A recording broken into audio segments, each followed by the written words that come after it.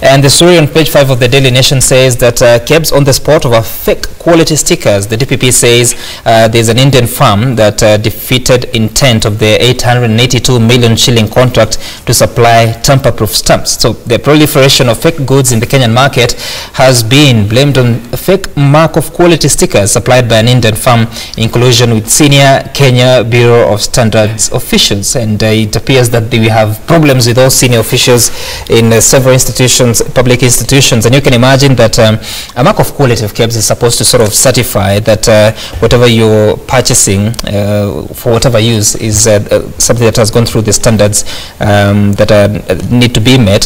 So a contract of 882 million shillings to come up with those tamper-proof stamps to indicate this is good quality. But now it appears they have been done in the wrong manner. What are the threats that we face as Kenyans who consume goods that we have to look at the KEBS stamp? Sam, this is actually a very frightening news to anyone who lives in this country or anyone who even visits this country. Because it means we cannot even be sure about even the water that we are actually drinking here in terms of the quality. You cannot be sure about any medicine that you've been consuming to treat a disease, because you may actually be consuming poison. And the basic cardinal duty of KEBS is to protect Kenyans against these fake products. But you see, clearly they're doing exactly the opposite if this story is actually true. It therefore means that there is a lot of failure. If we must look at the oversight aspect in terms of these particular institutions, we have an oversight aspect such that it is not a one-man decision or a decision of these particular people who occupy these offices alone, because we have placed reliance on the systems that be. But when the systems fail, that is total anarchy. And this then means that even the government loses revenue, because these fakes people will not even pay their taxes. And the extent of this is what people do not appreciate. Like when we are talking about the 66 billion shillings that we are seeing in the KPC scandal, if people actually appreciate the gravity of these particular losses of monies, then they will start thinking differently. Because 66 billion is enough to build 2 thicker superhighways in this particular country, and you'll still have change remaining to do some other feeder roads. Yes. Because it did cost us 32 billion only to build a thicker road. Yet we are talking about 66 billion, which has gone into the pockets of people. What people should be doing is going further than this, and that's why even there's discrimination in terms of even how these stories are being reported. Right. We can see the pictures of this junior officer and how he has been spending his money. Where are the pictures of what shows us what Joe Sang has acquired over the period, or Gloria, or whoever is being accused here? It is important for them to also go after these people. It is important for them to track these monies, so that whoever benefited, if it is Okatch who benefited out of this money, knowing that there are proceeds from these crimes, they should also be looped in, not just going for these direct suspects, because it may actually be a pool, and unless we deal with that, the people behind the scenes will still replicate it using new faces. Great. And so, just one thing, looking at this thing about the KEBS, it's really annoying, because KEBS, the core mandate of KEBS is to ensure quality. So if they cannot even assure the quality of their stamps, then it's, what paradox is this? It now creates, in school you used to be taught about what is called an oxymoron, where there are 2 words that you cannot use at the same time. So it's like KEBS and quality cannot even go together, because if you are spending 882 million on impact standardization mark that really does not even have those marks of quality that we are looking for, then if other country we cannot have quality at the level of the institution that is mandated to ensure quality of all Kenyans, then really you can see how far we are in terms of fighting this war against corruption, and really we have a long way to go. And Mheshimiwa Oluoch, I keep getting back to you because you're a legislator, and you have access to lots of information, especially from committees and the oversight role of Parliament.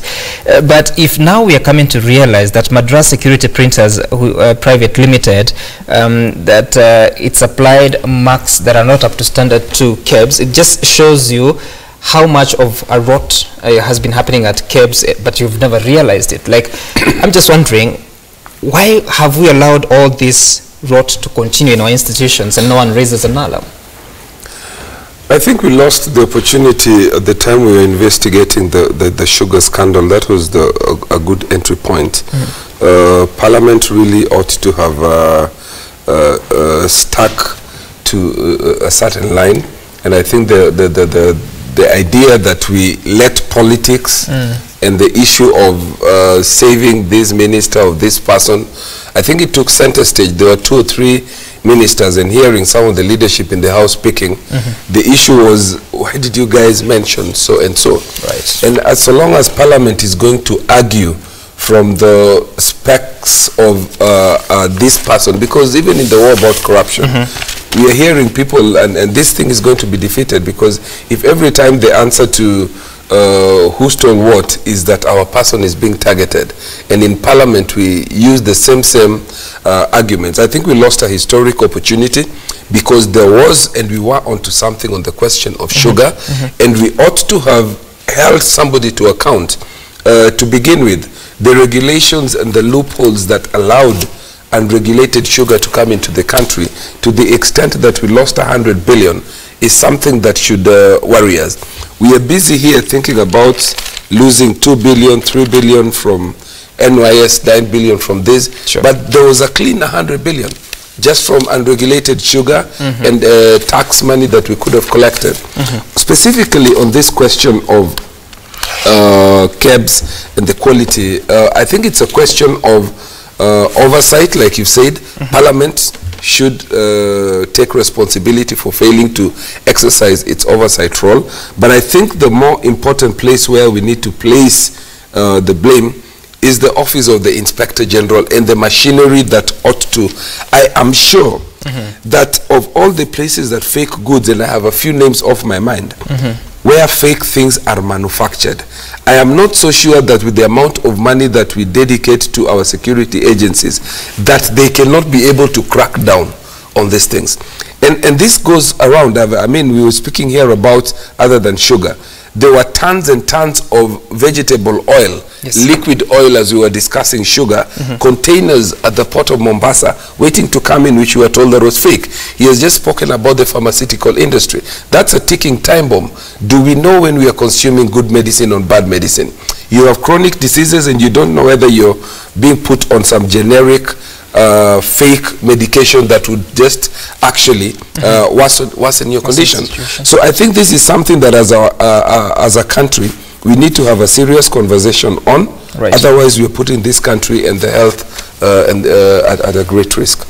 Right, and of course that's according to the findings of the DPP's office, saying that they have found out that the marks that are being used to be the mark of quality or mark of standards on the products of Kenyan products rather, is wanting, and they are saying that the counterfeit products, or rather the stickers, can easily be duplicated by the owners of counterfeit products, thus creating a loophole to saturate the market with substandard goods. We hope that a resolution to that can be reached.